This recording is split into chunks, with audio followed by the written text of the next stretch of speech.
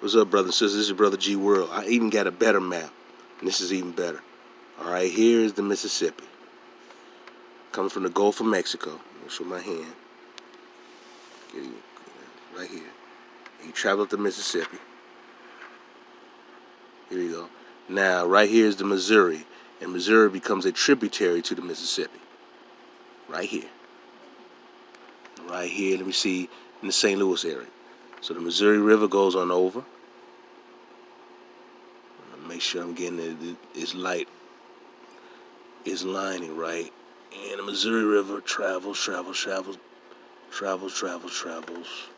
Yep, travels up into Montana. You see. You have the other rivers. You have the Yellowstone River here. The Missouri River's over here. Missouri River's interconnecting and traveling all the way through here. You go further down, you can get to here's the Arkansas River. Arkansas River, I'm seeing it in my thing. The Canadian River. These rivers just connect, like highways, different highways connect. As you can see, these highway numbers on here, these rivers connect. So these rivers were an ancient highway. This is a better look. Now I'm going to try to find I caught the Missouri and Mississippi intersection around St. Louis. So I'm trying to get to the Ohio, because I know the Ohio's there too. Yeah, there's Ohio River. Yeah. So Ohio River is also a contributary to the Mississippi, right here in southern Illinois, exactly. Yeah, southern Illinois. Real deep southern Illinois. I guess right around Cairo. All right, so around that area. Not necessarily in that city, but around that area. So, get my hand out the way so I can see. You can see. Here's my hand right here. And this is the map. Although, here's the Mississippi. And Ohio River comes in right around there. Ohio River travels. You can see the word Ohio River right there. Ohio River travels up. You get into Pennsylvania right here. So this was these river channels. The ancients were able to travel the river channels and then connect to very different river channels. And that's how they was able to basically travel within what is now known as the USA, east and west. So it was not impossible. So that's why when you see these carvings and people wonder, oh, how did the Egyptians do that? They couldn't have done that. That's impossible. That's a myth. That's a lie. It wasn't a myth. It was a lie because they were able to travel through water channels. This is obvious, man. This information is in your face, but you got to know how to research it and see it and seek it. This is so obvious, man. And they did this on South America too. To get from one side, if they was on the eastern side, they'll travel the river channels to get to the western side. It wasn't impossible. It was done. They did it. And this is something we got to really understand. Do not listen to these idiot so-called scholars who lie. You see, if you really look at the map, you can see the very different rivers all across the United States. But there's so many, so they connect to one another. Like I said, you have the Mississippi, which is a tributary to the Missouri, was a tributary to Mississippi. Then from the Missouri, because Mississippi is sort of like a divided line. I ain't gonna say the east and the west. I guess you get southwest.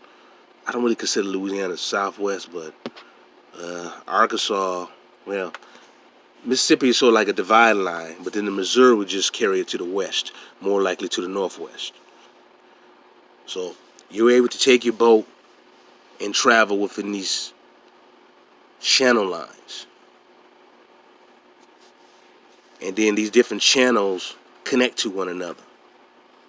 So you're able to travel within the middle or northwest or even northeast. There's many different riverways that connect to one another. Like I said, earlier, like a highway. I don't want to repeat myself. Sometimes I have to repeat myself to emphasize what I'm saying. But this is like a highway. So when you have like interstate, what's known in here? Let's say interstate, let me pick one, 55. I want to say 55 goes, I know 55 goes, I think it goes to California, I think. Well, that 80 goes to California. No, 55 goes to, I know 55 goes to St. Louis. I know it goes to St. Louis, because I know I've taken it. But 55 goes, I want to say California. I think California, 55 goes to California, 80, one of the two. Well, all I know is that, okay, 55 goes down south. My bad. Let me correct myself. It's traveling down south. So 80 is the one that goes through Iowa, and 80 goes all the way out west. Okay, 55 goes south, and 80 goes all the way to our west. That's how the river channel, 80 goes all right here out west into California. I knew one of them did that. So 55 goes south, and then 80 goes, because you can take 55 to get into Jackson, Mississippi, if I'm correct. So I know you can take 55, go to Memphis. You can take 57, I think, get to Memphis. Yeah, you can take 57 if I know too. But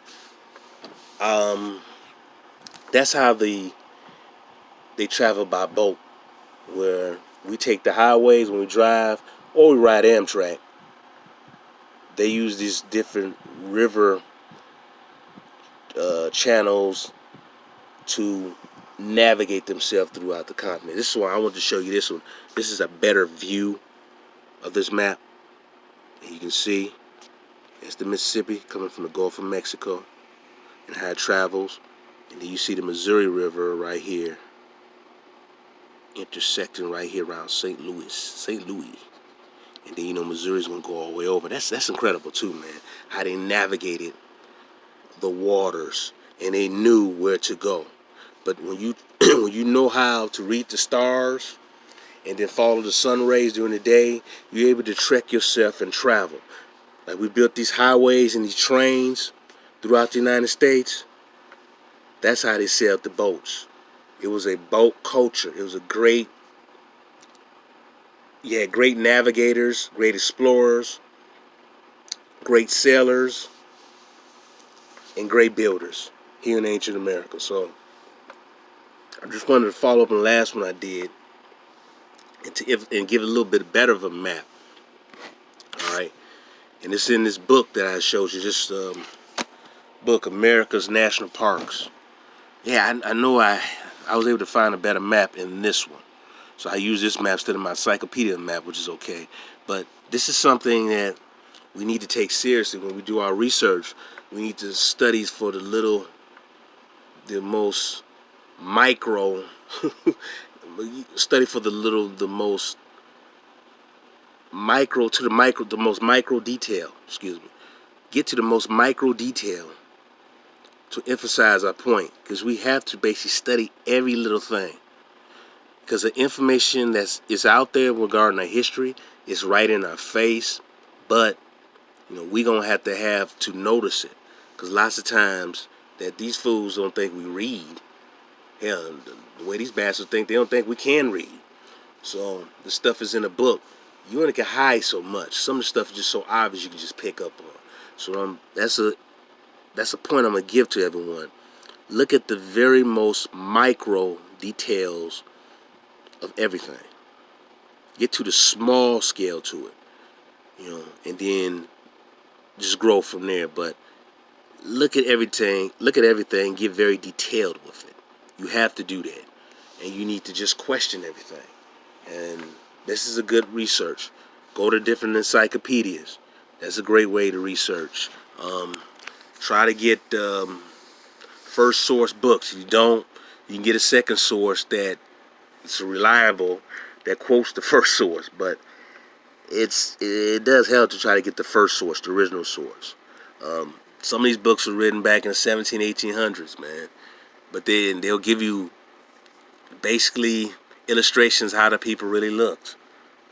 So, but it does take time to do this research, because I've been doing this for years. And I'm not going to say it's easy, But when you start doing it, it's fun and it's rewarding. But I also had a leg up in doing this compared to other people.